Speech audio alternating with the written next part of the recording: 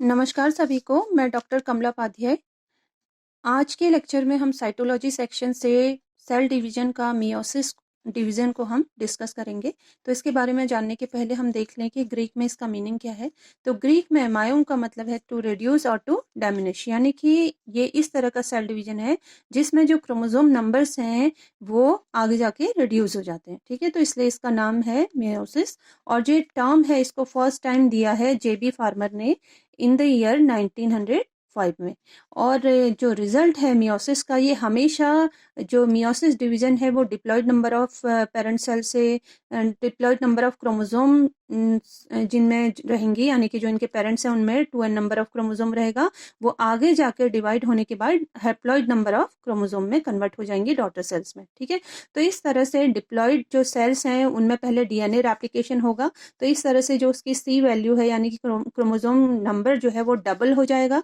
ठीक है, तो ये इस तरह की जो सेल हैं जब आगे डिवाइड होंगी तो इनमें जो फर्स्ट मियोटिक डिवीजन होगा तो ये n नंबर ऑफ क्रोमोसोम में कन्वर्ट हो जाएंगी, यानी कि जो इनकी जो सेल्स हैं डॉटर सेल्स हैं उनमें n नंबर ऑफ क्रोमोसोम रहेंगे। और आगे जब इन्हीं में फिर से मियोटिक डिवीजन होगा तो ये अगेन जो डॉटर सेल बनाएंगी उनमें हैप्लॉइड नंबर ऑफ क्रोमोसोम्स रहेंगे। तो ये इसकी खासियत है और ये हमेशा रिप्रोडक्टिव सेल्स में होगा।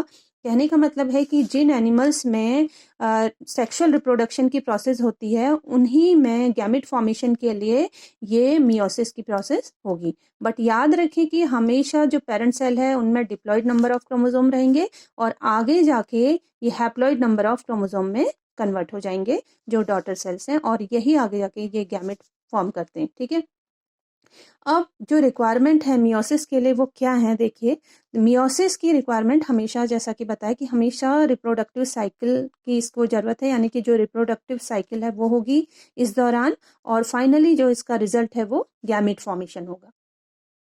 चलिए देखें कि जो मियोसिस की जो प्रोसेस है उसमें एक्चुअल में होता क्या है। तो जैसा कि हम थोड़ा अभी समझ चुके हैं कि जो मियोटिक डिवीजन है वो हमेशा डिप्लॉयड सेल से शुरू होगा, और इनमें जब ये सेल डिवाइड होंगी यानी कि जो फर्स्ट मियोटिक डिवीजन होगा उसके बाद जो डॉटर सेल्स बनेंगी उनमें हैप्लॉइड नंबर ऑफ क्रोमोसोम रहेंगे, यानी कि ये सेल हैप्लॉइड होगी और इसमें जो क्रोमोसोम नंबर है उसका रिडक्शन होगा, यानी कि वो हाफ हो जाएंगी। जैसे यहाँ 2n था, आप देख रहे हैं n है। तो इस वजह से क्योंकि ये जो पेरेंट सेल है उसमें 2n नंबर ऑफ क्रोमोसोम है और ये आगे जाके n नंबर ऑफ क्रोमोसोम में कन्वर्ट हो जा रहे हैं, इसलिए इस डिवीजन को हेट्रोटिपिक डिवीजन भी कहा जाता है, या फिर इसको रिडक्शन डिवीजन भी कहते हैं, या इसको फर्स्ट मियोटिक डिवीजन भी कहते हैं। ठीक है, अब ये जब फर्स्ट मियोटिक डिवीजन होने के बाद अगेन जब ये जो डॉटर सेल्स हैं जब ये अगेन डिवाइड होंगी, यानी कि सेकेंड डिवीजन जो होगा ये बिल्कुल माइटोटिक डिवीजन की तरह होगा, यानी कि ये इक्वेशनल डिवीजन है एक तरह से,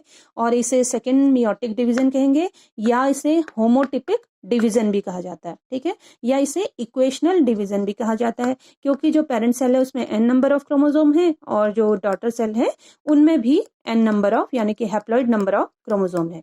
तो इस वजह से इसका नाम है होमोटिपिक डिवीजन, और जो फर्स्ट मियोटिक डिवीजन था उसका नाम है हेट्रोटिपिक डिवीजन, क्योंकि पेरेंट सेल में क्या है 2n नंबर ऑफ क्रोमोसोम है, तो और डॉटर सेल में ये आगे आने के बाद डिवीजन के बाद n नंबर ऑफ क्रोमोसोम हो गए, इस वजह से इसका नाम क्या हो गया, हेट्रोटिपिक। ठीक है, अब देखें कि जो होमोटिपिक डिवीजन है यानी कि जो मियोटिक सेकंड डिवीजन है उसमें क्या क्या चीजें नहीं होती हैं, उसके क्या क्या फैक्ट्स हैं। ठीक है, तो उसमें क्या क्या नहीं होगा, देखो पेयरिंग ऑफ क्रोमोसोम्स नहीं होगा, इसलिए यहाँ पे क्रॉस किया हुआ है, plus exchange of genetic material नहीं होगा। ठीक है, इस वजह से यहाँ पे क्रॉस किया हुआ है।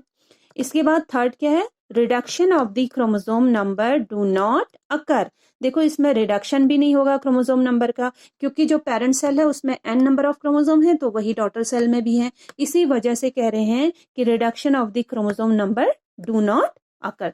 तो ये इसके इंपॉर्टेंट फैक्ट्स हैं जो होमोटिपिक डिवीजन या मियोटिक सेकेंड डिवीजन के दौरान नहीं होती हैं जो चीजें। ठीक है, अब देखिए कि जो मियोटिक डिवीजन है ये भी बिल्कुल जो है एज यूजुअल जैसे डिवीजन होता है, सेल डिवाइड होती हैं उसी तरह की इसमें भी प्रोसेसेस, उसी तरह की स्टेजेस या फेजेस इसमें होती हैं। ठीक है, तो क्या लिखा हुआ है, both meiotic division includes usual stage of इसमें होंगे stages like prophase, metaphase, anaphase, telophase, then जो साइटोकाइनेसिस की स्टेज है वो होगी। ठीक है, तो ये इसके डिफरेंट जो स्टेजेस हैं ये इसमें होंगे ही होंगे। ठीक है, लेकिन जो फर्स्ट मियोटिक डिवीजन है ये बहुत ही सिग्निफिकेंट है। सिग्निफिकेंट होने का मतलब कि ये इसी में जो है बहुत सारी अलग और भी स्टेजेस आती हैं जिसको पढ़ने के लिए उनको डिफरेंट डिफरेंट स्टेजेस के नाम से उनको डिवाइड कर दिया गया है ताकि उनको समझने में आसानी हो। अब वो कौन कौन सी साइटोलॉजिकल इवेंट्स हैं इसके दौरान पहले हम वो देख लें कि क्या क्या होगा। साइनेप्सिस होगी, ठीक है, मियोसिस 1 के दौरान, और क्रॉसिंग ओवर होगा। इसके अलावा और भी कई चीजें होती हैं। तो साइनेप्सिस जहाँ पे कि क्रोमोसोम्स अपना पास आने के बाद अपने जो क्रोमोसोम सेगमेंट्स हैं उनको एक्सचेंज कर रहे हैं। ठीक है, तो ये स्पेशल प्रोसेस है इस मियोटिक डिवीजन 1 की। ठीक है, तो इस वजह से ये बहुत ही स्पेशल है क्योंकि यही वो स्टेज है जब जो क्रोमोसोम्स हैं क्योंकि वो अपने पार्ट्स को एक्सचेंज कर रहे हैं या उनमें क्रॉसिंग ओवर हो रहा है तो जेनेटिक वेरिएशन आने के चांसेस ज़्यादा रहते हैं। अब इसमें एक और बात की खासियत है और वो ये है कि इसमें क्योंकि देखो हमने जो मियोसिस है उसको हमने 2 डिवीजन में हमने उसको डिवाइड कर दिया, मियोसिस 1 एंड मियोसिस 2।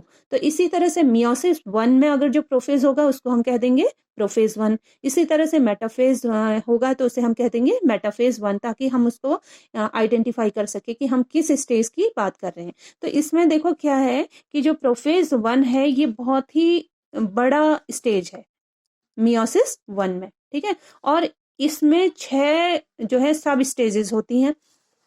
अब ये 6 सब स्टेजेस क्या हैं, यानी कि हम प्रोफेज 1 को सिर्फ प्रोफेज 1 की तरह ही नहीं पढ़ रहे हैं, इसके अंदर भी ये प्रोफेज 1 में भी बहुत वैरायटी है कि पहली स्टेज आएगी, देन वो दूसरे में जाएगी, देन तीसरे में जाएगी, देन चौथे में।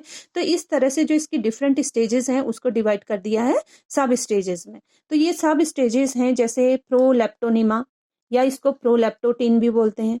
उसके बाद जो सेकेंड स्टेज है इसकी उसे हम कहेंगे लैप्टोनिमा या फिर लैप्टोटीन कहेंगे। इसी तरह से जो थर्ड स्टेज है वो जाइगोनिमा और जाइगोटीन की स्टेज है। देन फोर्थ जो स्टेज है उसकी है पैकिनिमा या पैकेटीन बोलते हैं इसको। फिफ्थ स्टेज को बोलेंगे डिप्लोनिमा या डिप्लोटीन कहेंगे। इसी तरह से जो इसकी लास्ट स्टेज है उसे कहेंगे डाइकाइनेसिस। तो ये प्रोफेज 1 की 6 सब स्टेजेस हैं। ओके स्टूडेंट्स, अब इसमें देखिए कि जो डिफरेंट जो मियोसिस की जो स्टेजेस हैं उसकी क्या क्या और भी कई स्टेजेस हैं जिसको हम इस मियोसिस 1 एंड मियोसिस 2 के दौरान हम पढ़ेंगे। ठीक है, तो थोड़ी ये माइटोसिस से थोड़ी सी बड़ी प्रोसेस है और इसके इतनी सारी स्टेजेस देखने के बाद लगता है कि ये बहुत ही टफ सब्जेक्ट है, लेकिन ये बहुत टफ नहीं है। देखो जैसे जैसे मैंने आपको बताया आप उसको फॉलो करते रहें तो आपको ये बहुत ही इजीली आपको क्लियर हो जाएगा ये सब्जेक्ट। ठीक है, तो देखिए जो मियोसिस है उसको हम पढ़ने के लिए पहले उसके मैंने बताया था जैसे आपको कि वो 2 डिवीजन होती हैं इसमें। ठीक है, दो सेल जो है 2 बार डिवाइड होगी। ठीक है, तो डिवीजन 1 होगा, इसी तरह से डिवीजन 2 होगा। ठीक है, तो अब ये जो डिवीजन 1 है इसके मैंने आपको बताया कि इसके डिफरेंट इसके नेम्स है जैसे हेट्रोटिपिक डिवीजन। हेट्रोटिपिक का आपको पता ही चल गया क्योंकि डिप्लॉइड सेल से डिवाइड होके जो डॉटर सेल है उनमें n नंबर ऑफ क्रोमोसोम हो जा रहे हैं तो इसलिए इसको कह रहे हैं हेट्रोटिपिक डिवीजन। यानी कि जो क्रोमोसोम नंबर है वो पेरेंट सेल से बिल्कुल आधे होते हैं डॉटर सेल में, इस वजह से इसका नाम हो गया हेट्रोटिपिक डिवीजन। और इसी वजह से इसका नाम है रिडक्शन डिवीजन क्योंकि डिप्लॉइड जो है वो हैप्लॉइड में कन्वर्ट हो जा रहा है डॉटर सेल में। ठीक है, तो इस वजह से अब देखो फिर मैंने इसको कहा कि इसमें भी जो है डिवीजन 1 में जो प्रोफेज की जो स्टेज है अच्छा इसमें भी जैसे मैंने बताया कि बाकी सेल डिवीजन की तरह ही इसमें स्टेजेस होंगी जैसे prophase, metaphase, anaphase, telophase and उसके बाद साइटोकाइनेसिस। ठीक है, तो प्रोफेज 1 की जो स्टेज है मैंने बताया कि सबसे बड़ी स्टेज है और इसको 6 फिर डिफरेंट स्टेजेस में सब स्टेजेस में इसको डिवाइड कर दिया है जिसको हम कह रहे हैं प्रोलैप्टोटिन, फिर लैप्टोटिन, देन जाइगोटिन, उसके बाद पैकेटिन, डिप्लोटिन एंड डाइकाइनेसिस। अच्छा स्टूडेंट, आप लोगों को इन सारी स्टेजेस को एक के बाद एक याद करने में आपको प्रॉब्लम हो सकता है, तो इसके लिए मैंने एक वर्ड बनाया हुआ है PLHP DD। ठीक है, PLHP DD यानी कि P for proleptotene, L for leptotin, then Z for zygotin, P for packaging and DI for diplotin and DI for diplotin। ठीक है, तो इस तरह से आप इसको याद कर सकते हैं, PLHP-DD। तो मैंने आपको बताया कि जो प्रोफेज 1 वाली स्टेज है उसको 6 सब स्टेजेस में उसको डिवाइड किया गया है, यानी कि PLHP-DD में। और उसके बाद जो डिवीजन 1 है मियोटिक डिवीजन का, प्रोफेज 1 के बाद उसमें जो नेक्स्ट स्टेज आएगी उसे कहेंगे प्रोमेटाफेज 1, देन मेटाफेज 1, उसके बाद एनाफेज 1, देन टीलोफेज 1। और इसमें भी जो है साइटोकाइनेसिस वाली स्टेज रहेगी, जहाँ पे कि जो साइटोप्लाज्म है वो डिवाइड होगा और जो सेल है वो 2 पार्ट्स में डिवाइड होगी। ठीक है, उसके बाद जो मियोसिस का जो सेकंड डिवीजन है उसको कहेंगे मियोटिक डिवीजन 2 भी कहते हैं इसको जो है। अच्छा, एक बात और है, यहाँ पे लिखा हुआ इंटरफेज, यानी कि ये सेल डिवाइड होने के बाद ये फिर अगेन इंटरफेज वाली स्टेज में जाएगी और मियोसिस 2 वाली स्टेज में पहुंच जाएगी। और उसे हम क्या कहते हैं, होमोटिपिक डिवीजन भी कह रहे हैं या उसे इक्वेशनल डिवीजन भी कह रहे हैं। ठीक है, क्योंकि जो पेरेंट सेल है उसमें जितने नंबर ऑफ क्रोमोसोम है उतने ही जो डॉटर सेल है उसमें भी रहेंगे। ठीक है, तो इस वजह से इसके डिफरेंट नेम दिए गए हैं। अब इसमें देखिए कौन कौन से स्टेजेस हैं। इसमें देखिए अब क्योंकि ये स्टेज 2 लिखा हुआ है, ठीक है, मियोटिक डिवीजन 2, तो यहाँ पे भी जो प्रोफेज, मेटाफेज, एनाफेज वाली जो स्टेजेस होंगी वो भी क्या रहेंगी, उनके आगे भी हम 2 लिखेंगे। तो इस तरह से prophase 2, metaphase 2, anaphase 2 and telophase 2। तो ये डिफरेंट जो स्टेजेस हैं मियोसिस की, वो आप लोगों को यहाँ पे एक फ्लो चार्ट के माध्यम से दिखाया गया है। तो मैं आशा करती हूँ कि आपको ये जो स्टेजेस हैं इसकी याद हो गई होंगी और इस इजी मेथड से आप इसको याद कर सकते हैं। चलिए आगे देखें। ओके स्टूडेंट, अब क्वेश्चन ये आता है कि क्या जो मियोटिक डिवीजन है उसमें भी सेल साइकिल होती है? तो ऑब्वियस है कि इसमें भी सेल साइकिल होती है और सेल डिवाइड होने के पहले, यानी कि जो मियोटिक 1 की स्टेज आने के पहले सेल जो है अपने आप को प्रिपेयर करेगी मियोटिक 1 वाली स्टेज में जाने के लिए। ठीक है, तो इसमें भी क्या रहेगा, एक पूरा प्री मियोटिक इंटरफेज रहेगा। ठीक है, जहां पे कि सेल अपने आप को प्रिपेयर करेगी मियोटिक डिवीजन 1 में जाने के लिए। तो इसमें भी जो है G1 फेज होगा, यानी कि कौन सा स्टेज है बताइए, ग्रोथ फेज 1।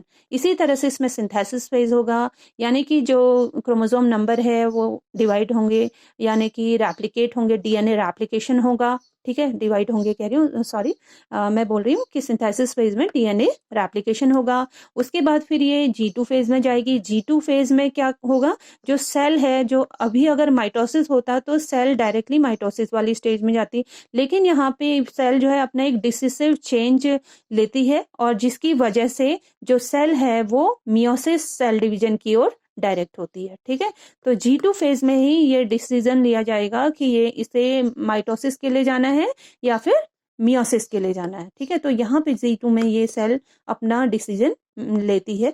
उसके बाद ही जो है प्रोफेज 1 वाली स्टेज होगी इसमें, उसके बाद मेटाफेज 1 वाली, एनाफेज 1 वाली, देन टीलोफेज 1, देन साइटोकाइनेसिस। ठीक है, तो इस तरह से जो है मियोटिक डिवीजन होगा इस पूरे फेज में, यहाँ से लेके यहाँ तक। ठीक है, फिर आगे साइटोकाइनेसिस वाली स्टेज होगी।